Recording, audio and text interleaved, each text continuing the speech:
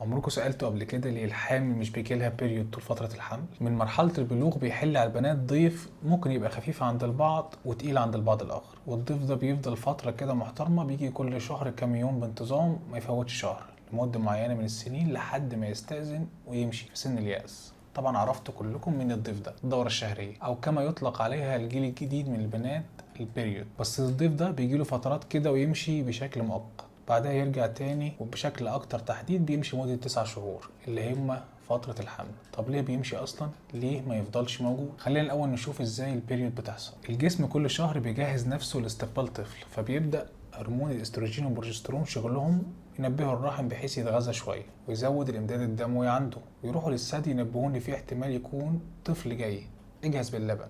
عشان كده اثناء البيريود بيكون منطقة الثدي حجمها اكبر من المعتاد، ممكن تحس فيها بشوية ألم.